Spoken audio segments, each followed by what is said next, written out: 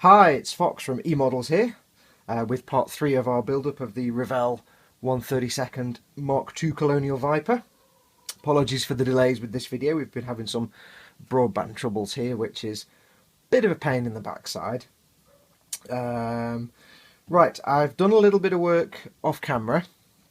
I have built and painted the cockpit and the pilot.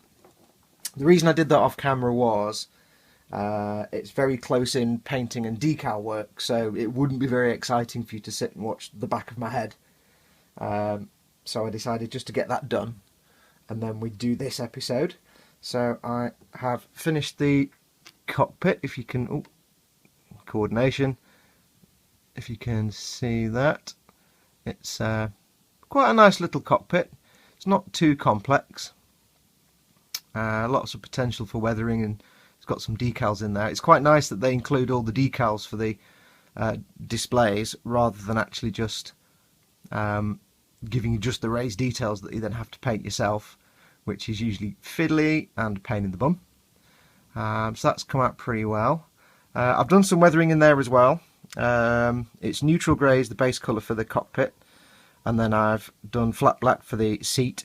I've weathered it with various black washes and smoke, and some dry brushing of neutral grey again, and a slightly lightened neutral grey, just to raise the highlights. So you can turn that around. Also, the chipping technique that I used didn't come out brilliantly. Once I'd done all the washes and everything else, it kind of disappeared a bit. So I went over with a blade after I'd varnished this and weathered it, just to bring out the highlights again. It's not exactly brilliant, and I don't think I'll be using the hairspray technique for cockpits again in the future. For outside ships, I'll probably stick with a technique I'm going to show you later, which is the liquid masking technique. But it came out okay. I'm quite happy with that. I did lose the little control stick here. Decided to disappear, snap off while I was doing the weathering. So I've simply replaced that with a tiny piece of cocktail stick that I cut and super glued in, painted black. It's not brilliant, but it fills that gap that was there. And I'll show you the pilot. This is my little pilot figure. Now, I will openly admit I'm not a big fan of painting figures. I much prefer painting the vehicles. So painting a figure is always a chore for me, but I'll do it, not a problem. This is basically this part of the flight suit is red-brown, base coat of red-brown, washed over with some flat black, and then some slightly lightened red-brown, lightened with a little bit of white. Just dry brushed over the top to bring the highlights, and then a little bit of Tamiya brown, and then a little bit of weathering pastel. I think it was peach, Tamiya Weathering Master Peach Pastel, just gently daubed over the top with the applicator, just to again bring out the highlights. The flight suit colour is a mixture of Tamiya Gold Leaf and Tamiya Flat Green in a completely random proportion. I'm not very scientific. That gave a slightly glossy greeny gold colour, which was quite nice. Washed over with flat black just to bring out some of the creases. Then a dry brush of slightly lightened mixture of the gold and green. And then an application of Tamiya Weathering Master's Green Pastel, just gently daubed over. The flight gloves are neutral grey again with a black wash, and a little highlight of some lightened neutral grey. I'm having trouble talking today. The little sort of clamps here, the seals, they are just Tamiya Copper brushed on again. The whole figure was given a black wash. I'm hoping this is in focus, so apologies if it's not. Let me just adjust. Joys of camera work. The helmet is Tamiya Gold Leaf and flat aluminium for the visor. Then it was given a wash of Tamiya Smoke, which we'll show you later in the body build, and then a dry brush of some slightly lightened gold to bring out again the raised details. I'm quite pleased with it. I put a little, you can't really see them, but I put a little red and orange dot on the control stick just to make it look like a flight stick. Quite pleased with it. I have to say, in terms of sculpts, Revell have never quite got the hang of doing the human body, so it's certainly a very odd shape. He's got very square shoulders, tiny head, and they've not quite figured out how to do creasing in clothes. But it's very similar to the Mobius Models one, which was equally weird. And you're going to not see most of him anyway once he's in the cockpit, so I'm quite pleased with that. There's also a tiny decal on the shoulder of each arm. So pretty cool. He's done. He's actually, in case you're wondering, while I'm painting him, he's actually super glued onto a cocktail stick. So when I've finished, I'll just snap that off and file it down, because you're not going to see, his backside. So, and I even did all this part here, even though you're not going to see it. So hey, you get carried away. He was given an overall gloss coat of varnish because his flight suit should be slightly shiny and his helmet needs to be shiny. So he was given a gloss coat. I then matte varnished what I like to call here the leather bit. It's not actually leather, but that's the kind of what it looks like. In fact, I'm telling you wrong. It was a matte varnish he was given. He was given a matte varnish all over. Then the smoke was applied to the helmet to keep it shiny, because smoke's a slightly glossy colour. It's sort of a wash colour. The flight suit was then dry brushed the gold, and that gave it the slightly glossy look. And that's him. So he's done. So with the pilot and everything now done and out of the way, I can actually start on the ship proper. Now, I got everything ready, and I started to plan building. Now, when you're making a model, if you're new to model making and you're just starting out, there is one skill you'll either have or you'll learn, which is planning ahead. You have to be able to plan ahead, plan the build, decide what you're going to do, how you're going to paint various parts, and plan the build around that. So for example, on this kit, what I'll be doing is I'll be building the front half of the fuselage, this part, adding the engines, but not all of the engines, and I may or may not add the wings, and that will be a complete unit then. I'll also build the engines on the back, keep them separate, and the wings separate. The reason I'm going to do that is because I need to be able to paint the base body colours, but the fuselage that goes on the back, the fairing that goes on the back has a piece of engine inside it that sticks out. I want to be able to paint that engine without having to fiddle with the brush. So I'm going to keep that part of fairing in the engine completely separated, paint them individually. They kind of just slot in, so it's not too bad. The engine housing on the back, the goose feathers, they're going to be a silvery colour, and I don't want to be trying to carefully paint around the edges and not get it on the actual fairing for the engine, so I'm going to keep them separate and just slide them in. The wings I may or may not attach, but you have to plan ahead. That's why I painted the cockpit first, because there's no way I'd be able to paint and decal the cockpit once it's actually in the fuselage. So, and don't worry if you don't think that way normally. If you're starting out, if you're just getting into modelling, start yourself off on some simple builds. What I like to do to advise is start on some simple builds so you can get the hang of painting and you're not too busy worrying about how to build the kit. Don't go in and dive straight in on a 700 part Millennium Falcon or battleship or something like that. Start off with something simple like this Viper, or a classic sort of 1/72 scale fighter plane or something. They're usually not lots of parts, fairly straightforward to build, and you can concentrate on learning how to paint and weather and learning how to plan your build around the painting. The last thing you want to do is stick a piece in and realise you now can't get to it to paint it. So if you don't naturally have that forward-looking skill, don't panic. You'll get it just by starting out on some smaller kits, simpler kits, and working your way along, and you'll get used to building and thinking ahead at what you want to do. So that's what I've done with here. I've built the cockpit and pilot just to get them out of the way.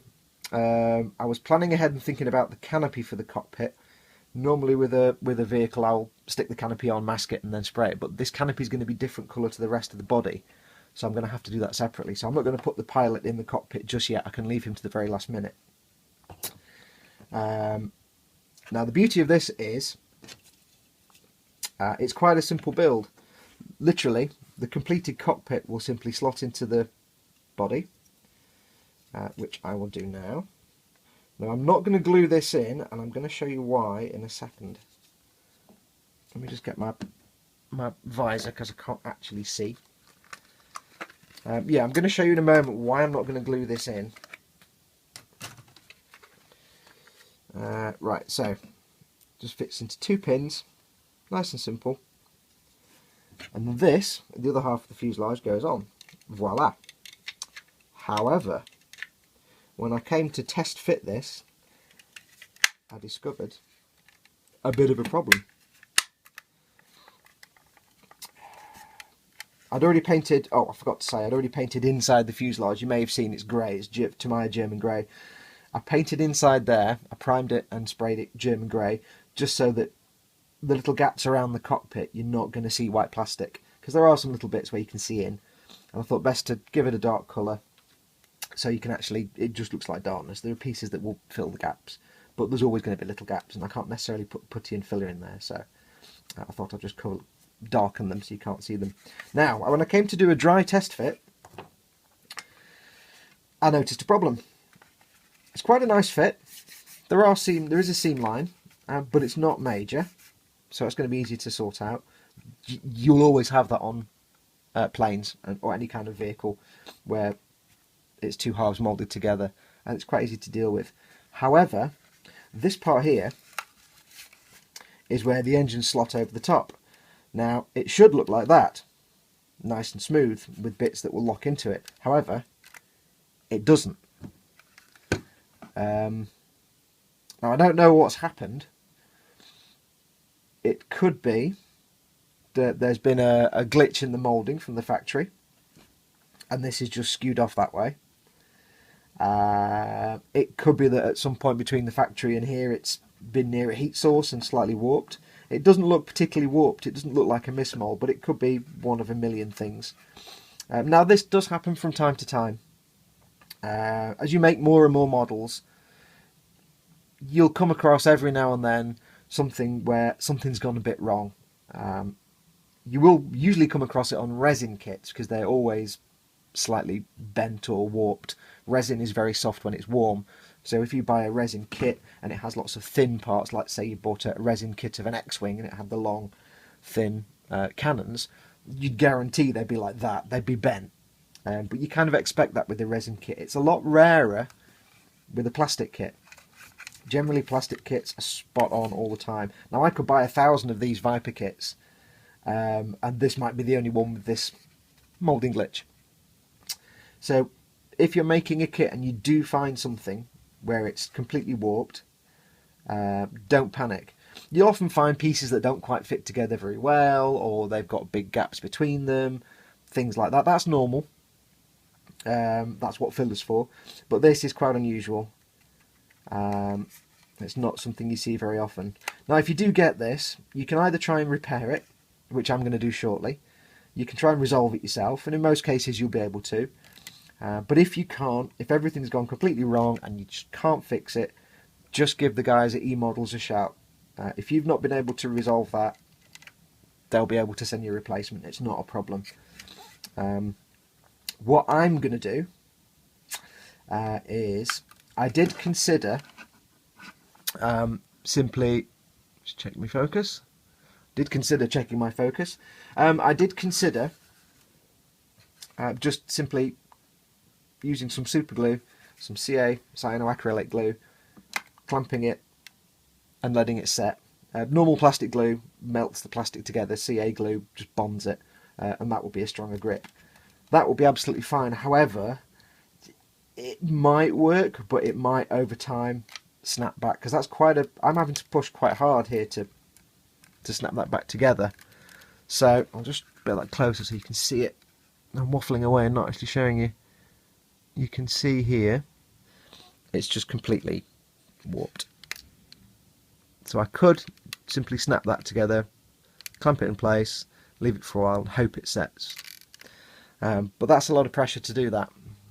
So I'm reluctant to do that because I don't want to have the whole thing built and painted and suddenly ping, it all falls apart and I'm sitting there pulling my hair out.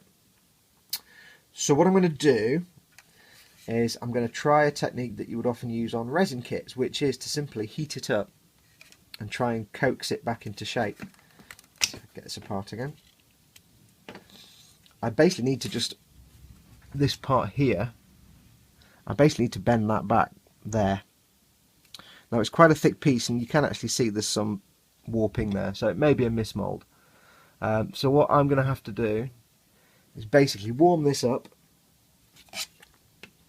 bend it, hope it stays in place. And it may not be perfect, but as long as it's close to the original, it's less tension pulling it back, then I can glue it and clamp it. But I found all this out after I'd painted the inside, so I'm going to have to do that and then reprime and repaint inside here. And hopefully it will work. It was a bit of a shock when I found it. I was like, no way. What? As I say, it's not unusual to find, you know, problems with any kit. And most of the times it's fixable. So don't panic. I'll show you how I'm going to try and fix this. Hopefully it'll work and it'll look awesome and I'll be just super cool and everyone will love me and I'll get rich. I doubt all of that, to be honest. But we'll see how it goes. Worst comes to worst and I can't clamp it and it doesn't repair, I'll just have to get a replacement part. But we'll give that a try. So, I shall go and get myself some hot water. Now I'm in the hot water. And we'll see what we can do. So, back in a second. Right. Okay, I've got myself a bowl of boiling water, freshly boiled from the kettle. And this is where I get to pretend to be a customs official. I put on some rubber gloves. The reason I'm putting these on, I don't actually know why I'm putting these on. No, the reason I'm putting these on is purely because I've already painted this. Looks like a sauna in here. I've already painted this, so just to focus. So I suspect some of the paint's going to come off, and I don't want to be getting fingerprints. If I get paint on my hands, I don't want to be getting fingerprints on the outside, because that would suck, and I'd have to sand them down. Right, so let's have a go at the great undeforming of 2014. What I'm going to basically do, I say that a lot, don't I? What I'm going to basically do is just try and heat just this bit, try and bend it back, and if I'm lucky, if the gods of model making are smiling down on me, it should, hopefully, go back to its proper shape. So let's give this a go. I'm hoping it doesn't end up with everything being completely deformed. So I'm not going to put it in for long because it is boiling water. So I'm just going to give it a few seconds. Wish me luck. Alright, let's give that a try. This is where I burn my fingers now. Let's see if I can bend it.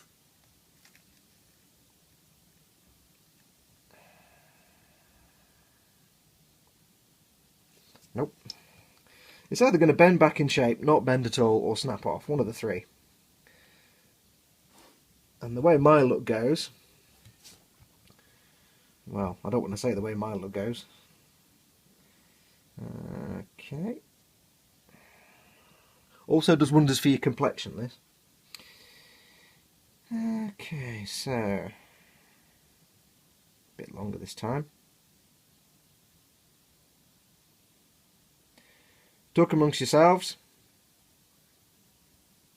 I'll be asking questions later. Let's try again. Now, apologies if you can't actually see me doing this. I'm having to look very carefully, so if I'm not on camera, I do apologise. Hold it in place. I'm just going to hold it for a minute or so just to try and get it to adhere to where, well, to conform to where it's supposed to be.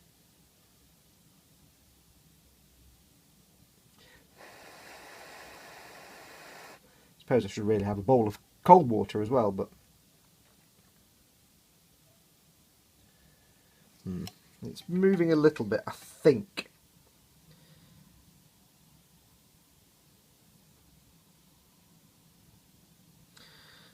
Not very exciting. I know that. Well, at least my paint's not coming off. Well done to my paint.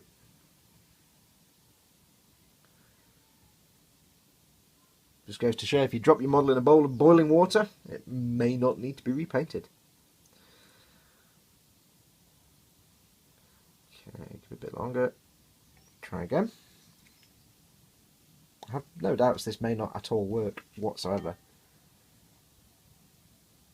I think the problem is because it's the square sort of former piece that's warped, it may just be something that's just too thick to reshape, and I may not get what I want out of this. So we shall see. If it was just a thin piece, it wouldn't be too hard to reshape it and get it to conform, but because it's quite a thick piece, it might just be beyond redemption, and I'm thinking that might be the case. It's not really doing much. Trying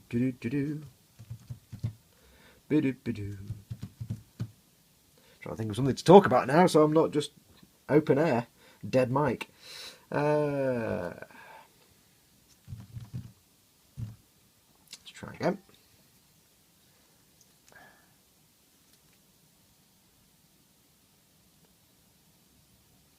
Come on, you beauty. Be a good boy and reshape. As I was saying before, it's something you quite often have to do with resin kits. Although resin's a lot more bendable when it's warm.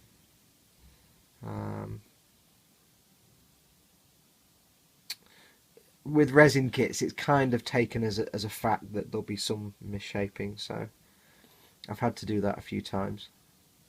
And I've had to do this for a plastic kit before, and I've made a lot of kits in the last sort of 30 years. It is quite rare. How are we doing? Are we there yet? Are we there yet? Are we there yet? Sorry, I couldn't resist.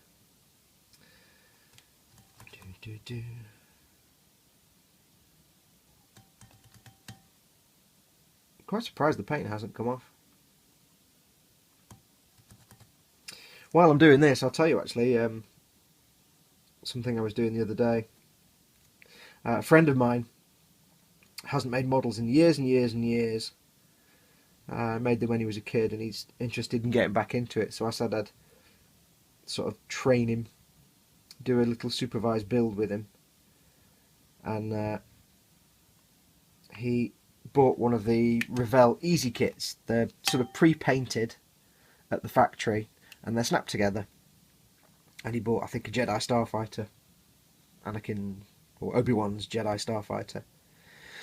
And I'd seen the Millennium Falcon Easy Kit and didn't think much of it. It was a bit... But this kit was actually quite sweet. It's 1/24 scale and it's quite nicely moulded and looks really sweet. So what we're going to do is we're going to repaint it.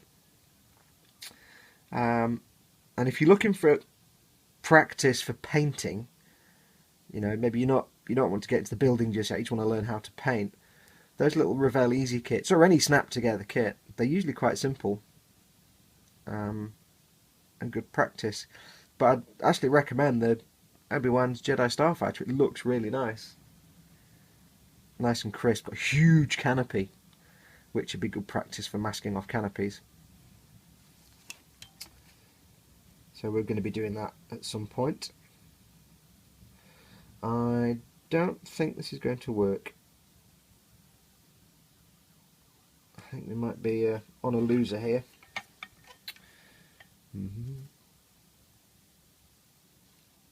Yeah, it's still hot. Ow.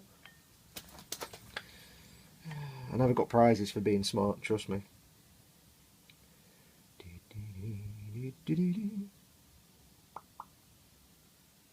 This may be a very short video if this doesn't work. If it doesn't work, I'll try... I might just try gluing it and clamping it and hoping for the best. I'm being really careful not to deform anything else on the kit. I know you can't actually see this, but unfortunately the repair kind of taken priority over showing you because I need to make sure I'm doing it right. Actually,